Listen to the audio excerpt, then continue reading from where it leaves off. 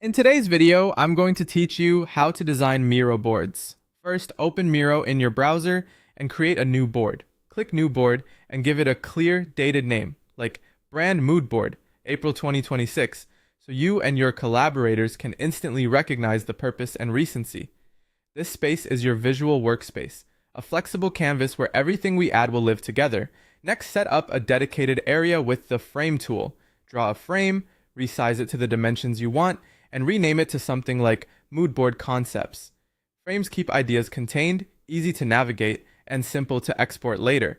So think of this as your canvas within the canvas. Before you drop in visuals, define your theme. Decide the overall style, the color direction, and the target audience. Add a concise text box on the board that states the vibe in a sentence or two.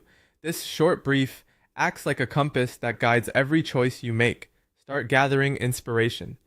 Drag and drop images from your computer, paste items you've copied from reputable websites, or use Miro's built-in image search.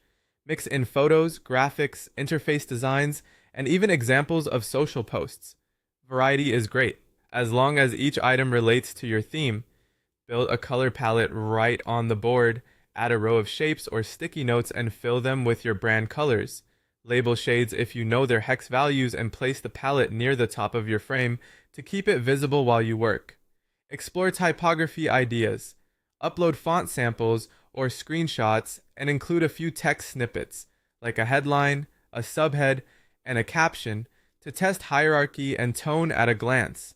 Now organize the layout. Group related elements into clear sections for images, colors, fonts, and general inspiration. Leave consistent spacing between items, align edges, and scale pieces so nothing overwhelms the rest. Add notes and labels to explain choices. Briefly write why an image made the cut and attach keywords such as modern, soft aesthetic, or high contrast. These annotations translate creative intent for teammates and stakeholders. Refine your selection, remove anything that fights the theme, and keep only strong, consistent visuals. A tighter board tells a clearer story, so embrace white space. Finally, share and collaborate. Invite your team or client, request feedback directly on the board, and iterate. Consider setting appropriate access and keeping a duplicate before major changes. That's it. Your Miro board is structured, focused, and ready to guide design decisions.